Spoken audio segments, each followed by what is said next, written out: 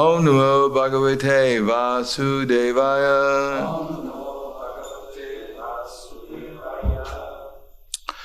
So I'm just going to read the verse and the translation, and I'll just go on to the verse we were reading yesterday from the second canto.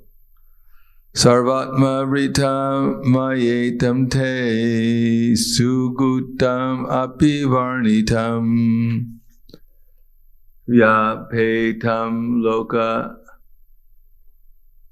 Shastrabhyam Bhavanhi Bhagavat Para. Prahlad Maharaj said, "You are certainly a self-realized soul and a devotee of the Supreme Lord. You do not care for public..." Oh, this is not right. This is... What's that? This is the next verse. Is it? 25. No. I said I was going to keep on explaining that verse from the second canto. So that was text number...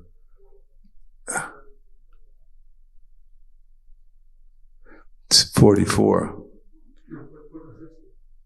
I know, but I only read partly of the... Anubhatau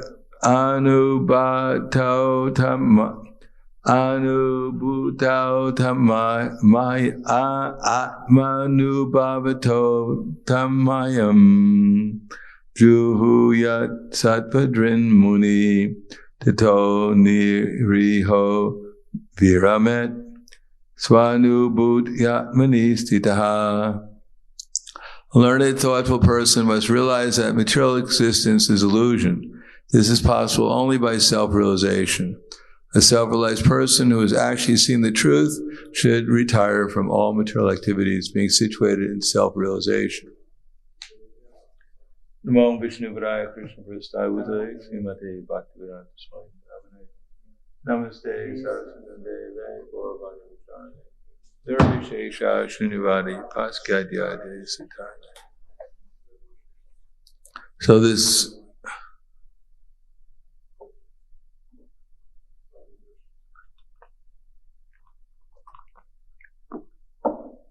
we don't need this either. So Srimad Bhagavatam from the second canto.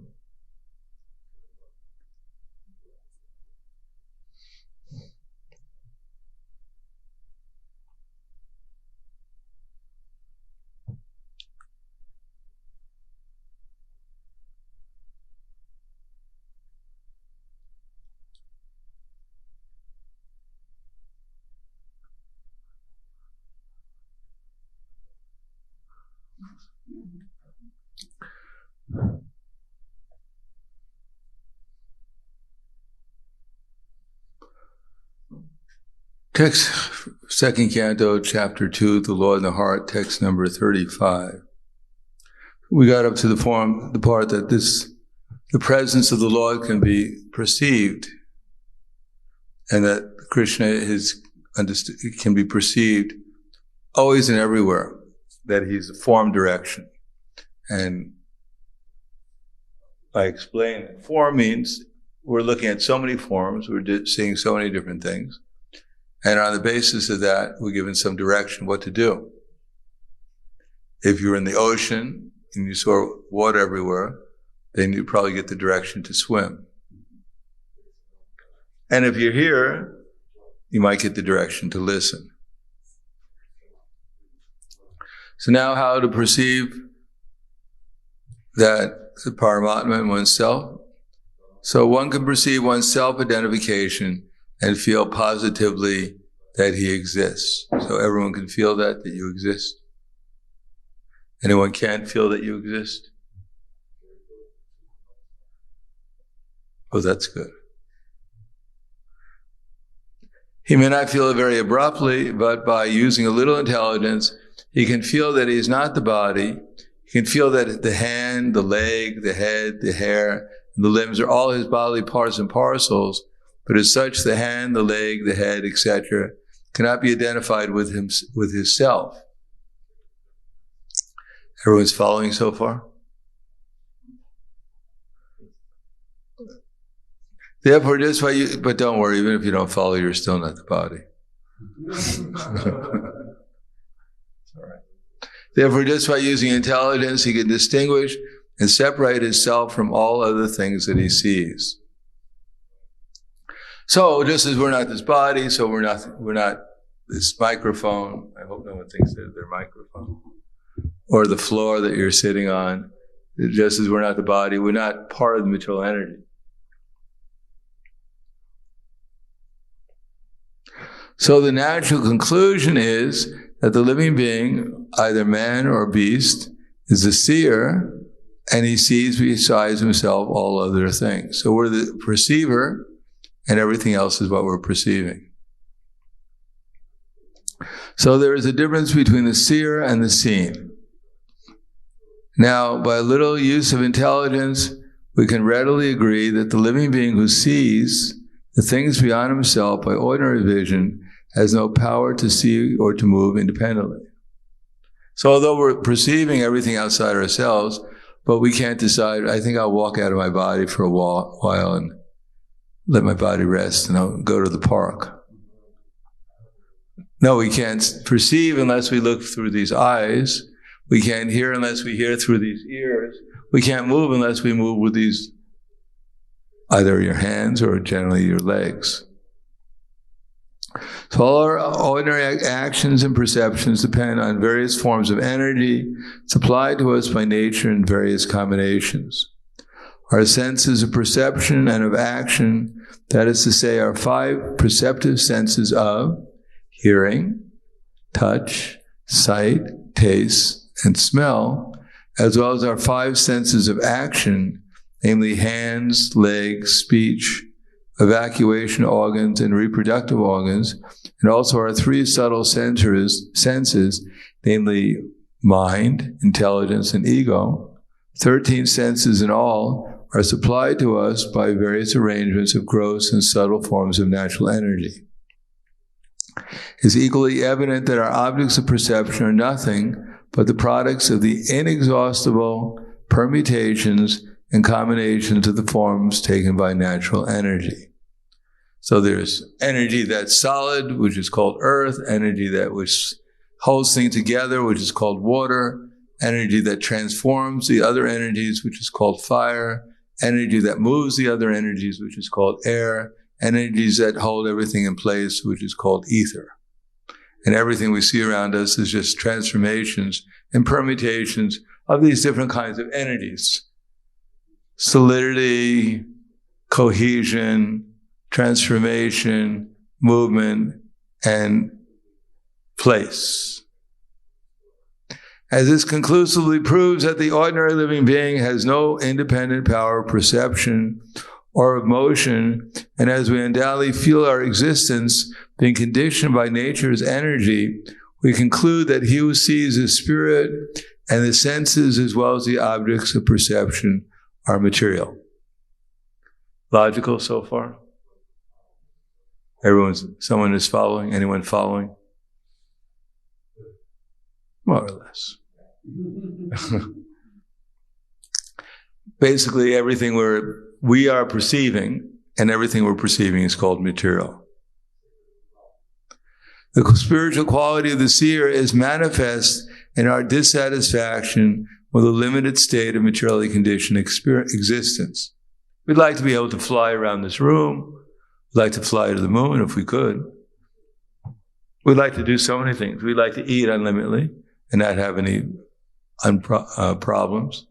But we're conditioned, and therefore we can't do these things. That is the difference between spirit and matter. So spirit feels it is dissatisfied with its limited state of materially conditioned experience, and matter doesn't have any consciousness, so has no experience. There are some less intelligent arguments that matter develops the power of seeing and moving as a certain organic development. But such an argument cannot be accepted because there is no experimental evidence that matter has anywhere produced a living entity. Trust no future, however pleasant. Idle talks regarding future development of matter into spirit are actually foolish because no matter has ever developed the power of seeing or moving in any part of the world. So take some earth and, put it someplace and just watch, see if it actually starts singing and talking. But no one has ever seen such a phenomenon. Therefore, it's just science fiction to believe that matter can become conscious. Therefore, it is definite that matter and spirit are two different identities. This conclusion is arrived at by the use of intelligence. So Prabhupada's going over this again and again in different ways. And the reason why some people can understand that they're not their body is because they're using their intelligence. And if one doesn't understand that they're not their body and thinks that they're one of the combinations or permutations of the material energy, then they're not using their proper spiritual intelligence. Now we come to the point that the things which are seen by little use of intelligence cannot be animate unless we accept someone as the user or director of the intelligence.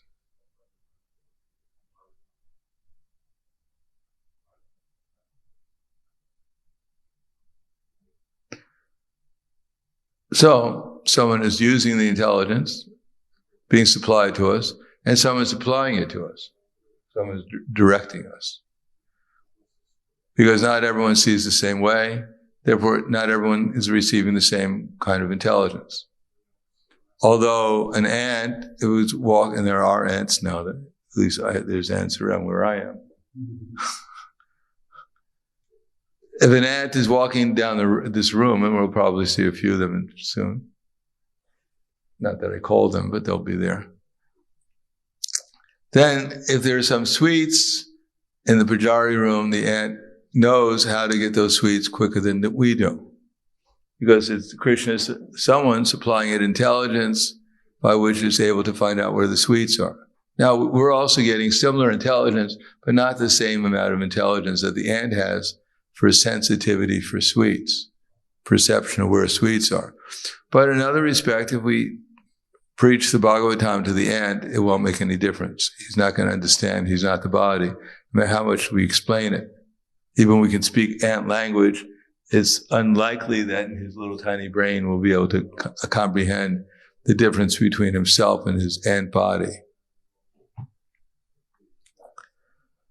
Intelligence gives one direction like some higher authority, and the living being cannot see or move or eat or do anything without the use of intelligence. When one fails to take advantage of intelligence, becomes a deranged man, and so a living being is dependent on intelligence or the direction of a superior being. Such intelligence is all-pervading. Every living being has this intelligence, and this intelligence, being the direction of some higher authority, is just like a father giving direction to his son. The higher authority who is present and residing within every living being is the supersoul.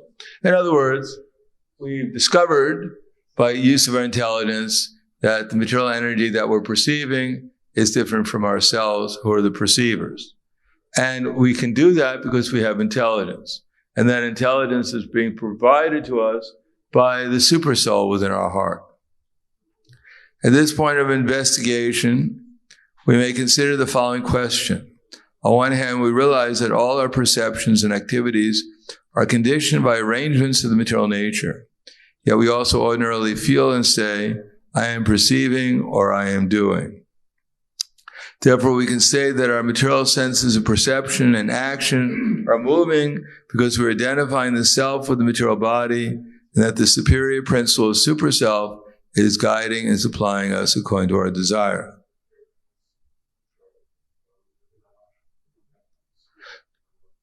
Because we identify ourselves with this body, we desire in terms of the body. And Krishna, who's aware of what we desire, is arranging through his material nature to give us both intelligence and moving the material nature, perception and desire. In other words, everyone's perceiving, but that intelligence will also be giving us a certain desire. And therefore, Krishna arranges, according to our karma, we can say, whatever our situation is, and according to our desire, He's arranging activities in the material world through his material nature. By taking advantage of the guidance of Supersoul in the form of intelligence, we can either continue to study and put into practice our conclusion, I am not this body.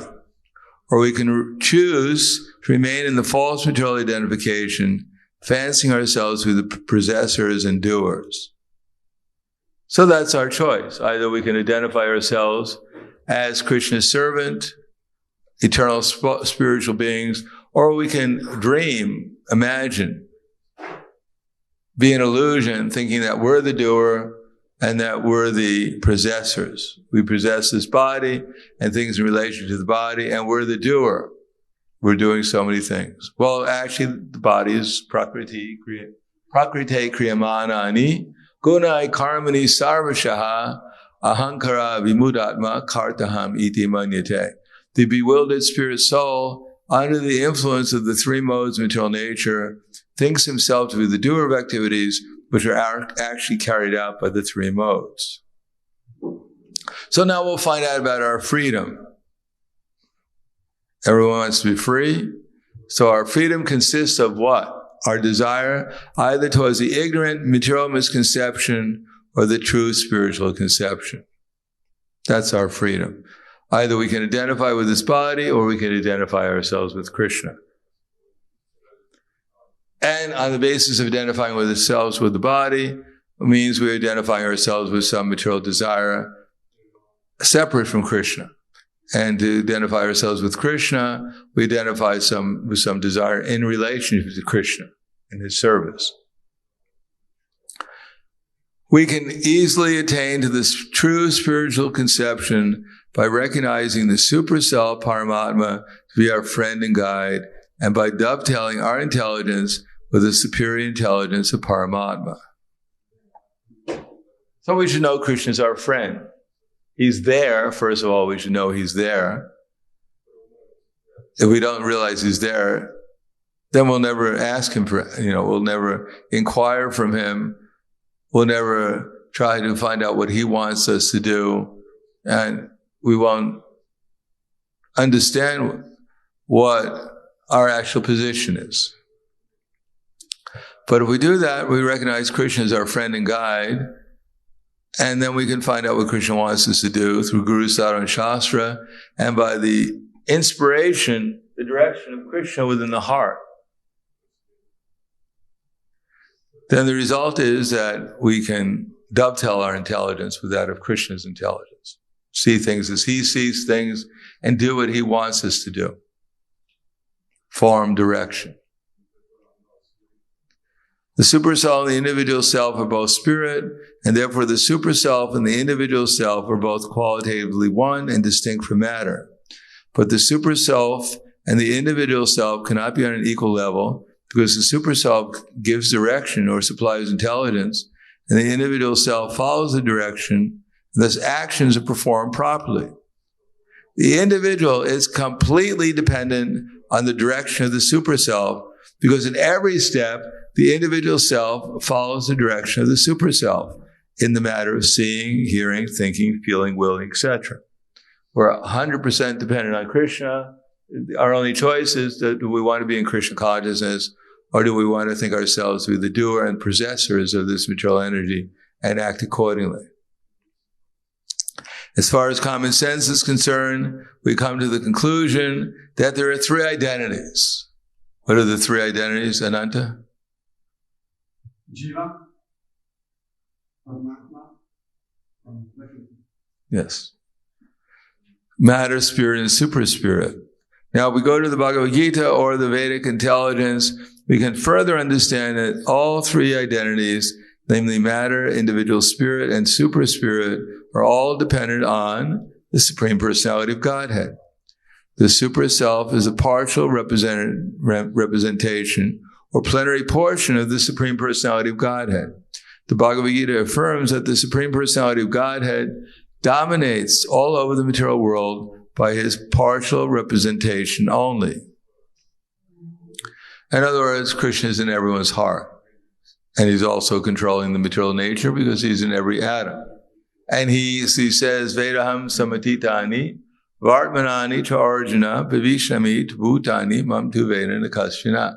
As the Supreme Personality of Godhead, Krishna knows everything that's happened in the past, everything happening in the present, and he also knows everything that's going to happen in the future.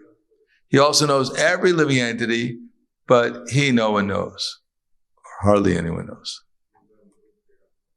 Therefore, he can arrange everything at every moment perfectly, up to the atom, because he's also in every atom. Andantarasta paramanu triyantarastam.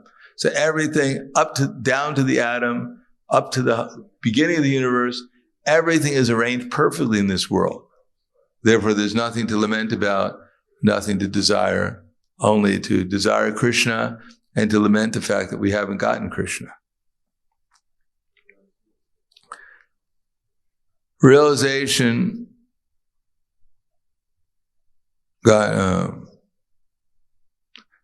realization of the Supreme Self by the individual self is the beginning of self-realization. And by the progress of such self-realization, one is able to realize the Supreme Personality of Godhead by intelligence. It takes intelligence to understand that we're not this body, as we've gone through. It takes intelligence to understand that there's a super soul who's guiding us.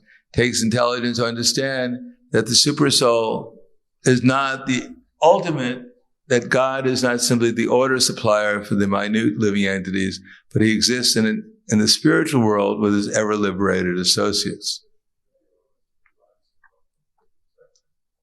By the help of authorized scriptures and principally by the grace of the Lord. So we have to use intelligence, spiritual intelligence. We have to, in relationship to the scriptures, and we have to take help of the Lord. Try to get his grace so these things become clear or realized.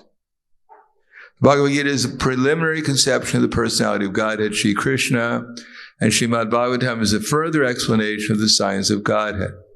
So if we stick to our determination and pray for the mercy of the directive intelligence, sitting within the same bodily tree, like a bird sitting with another bird, as explained in the Upanishads, certainly the purport of the revealed information in the Vedas becomes clear to our vision, and there's no difficulty in realizing the Supreme Personality of Godhead, Vasudeva, or Vasudeva. The intelligent man, therefore, after many, many births of such use of intelligence, surrenders himself at the lotus feet of Vasudeva, confirmed by Bhagavad Gita 7:19. In other words, if we use our intelligence, accept we're not this body, accept that we have to rely upon Krishna as Paramatma, pray for his mercy, we can understand things properly. Then we can surrender to Krishna, finding out through Guru, Sadhana, and Shastra, and from the help of the Super Soul, what Krishna wants us to do, and do that as an act of devotion to please Krishna. Then everything will become all right. We'll realize Krishna will reveal himself, and our lives will become perfect, spiritually perfect.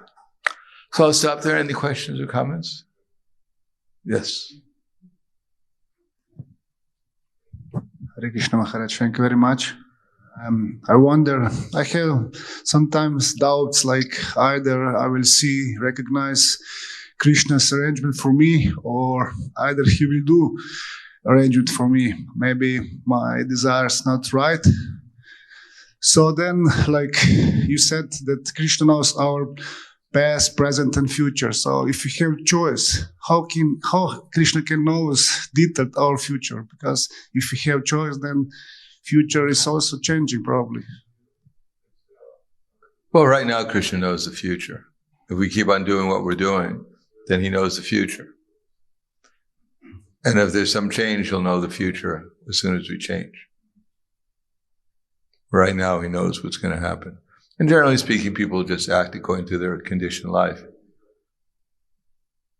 So it's pretty easy. Just like the example is if a person's on a branch of a tree, soaring the branch of the tree nearest to the tree, soaring the branch at the point where it's nearest to the tree, and someone comes along and says, "Sir, if you keep on soaring that branch, you're going to fall down." And go away, you're just speculating. He keeps on soaring and soaring until finally the branch breaks and he falls down. And the man picks himself up, runs to the man who predicted his fall down, and said, "Sir, can you tell me my future? You must be an astrologer. In other words, Krishna can see, according to what we've done in the past, since time immemorial, the karma we acquired, if we keep on going the same direction, where we're going to wind up. That he can see. If by coming in contact with the devotee, we change our desire, then Krishna automatically understands what are the changing future that we have as we change it ourselves. That way he always knows the past, present, future. Thank you. Anything else?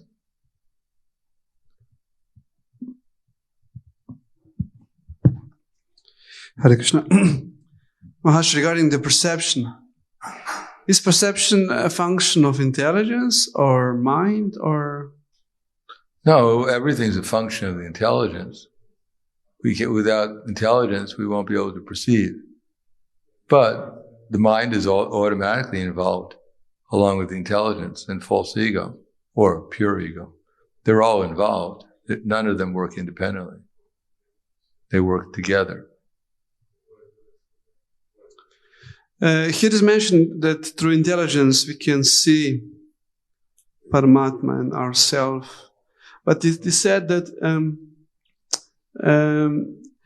above mind is intelligence, above intelligence is false ego.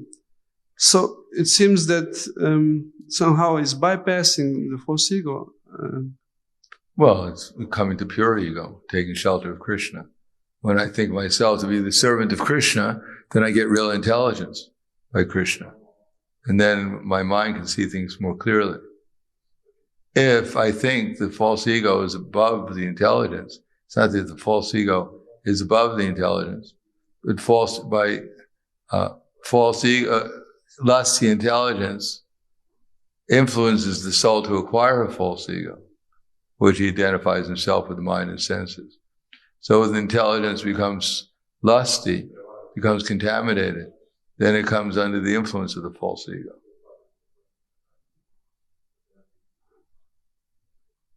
And therefore, by the influence of the false ego, the mind and the lusty intelligence, the intelligence is used to gratify the mind and senses. But when the intelligence is dovetailed in Krishna's service, in Krishna consciousness, then there is no false ego to that extent that it is. And then the mind and intelligence engage in pure devotional service rather than material activities. So, by following the Guru Sara Shastra, we are bypassing the influence of false ego. We're acting in real ego. We have an ego, Aham Brahmasmi, or Gopi Bharata Parakamali, or Adasa, Dasa, Adasa. That's real ego. That's coming from the soul. I'm Krishna, the servant of the servant of Krishna. So that's real ego. What is the connected with this? What is the chitta? Consciousness. Which is the function of the soul, right? Well, yeah, the soul is what's conscious. So therefore, but sometimes it has material consciousness, as Krishna says,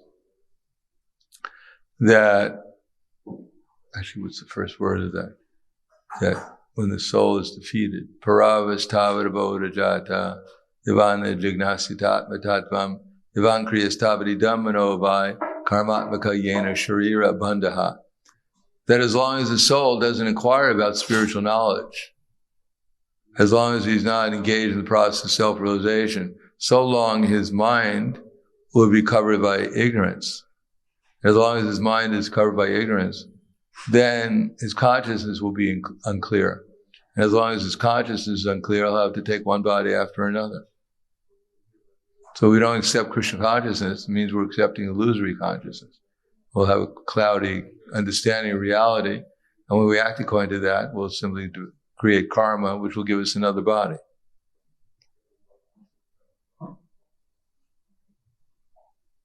Cloudy intelligence, cloudy mind, cloudy intelligence, that's called avaratmika shakti, and therefore will be under the influence of prikatmika shakti. Whereas Krishna says, Dumena vriyate vanira yatara darasham malena cha yatara garnavrita garavastata denedam avritam. As the mirror is covered by dust, or as the embryo is covered by the womb, Or as the fire is covered by smoke, so similarly the living entity is covered by different degrees of lust. Thus the man's pure consciousness is covered by his eternal enemy in the form of lust, which is never satisfied and which burns like fire.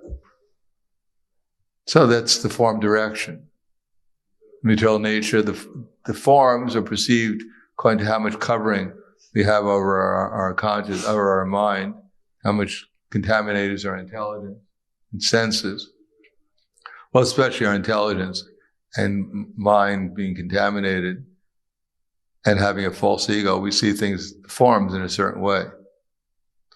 And then according to how we see things, we're also being directed by the illusory entity, being impelled by lust and its different manifestations to act in a certain way. Thank you. So I didn't understand everything, so maybe I would like to ask. Well, when you're self-realized, you'll understand everything. Yeah. So we are conscious, also like conscious, like present, like aware. This is the soul being. Well, we are conscious with intelligence. If you think it's the wall over there that's conscious, then of course it's the soul. Am I talking to you or am I talking to your body? If you leave the body and the body will still be there, you go somewhere else. So who are we actually talking to? You or the body? So this is also we are conscious with intelligence as well. Well, intelligence, we have spiritual intelligence, but right now our spiritual intelligence is being covered by the illusory energy. Or at least the material intelligence is covering our actual real identity. Our consciousness is being covered.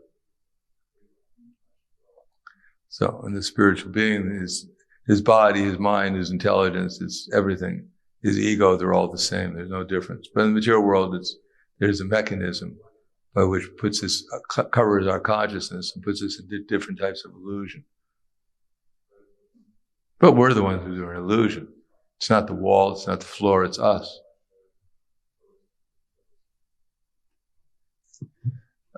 One more question, if I can, about this arrangement. So the nature of the soul is only to desire, and according to our desires, then Krishna is changing arrangement, Prakriti or something. Desire and karma, because we already have a whole bunch of reactions awaiting us from our past activities in different degrees, different ways. So that's also a factor. There's papam, there's parabdha and aparabdha karma, there's kuta, there's avidya, there's so many other factors. There's varieties of material conditioning. Thank you. Anything else? Okay. Khala Grantaraj Srimad Bhagavatam ki jai, Srila Prabhupada ki jai, Gaur Premananda.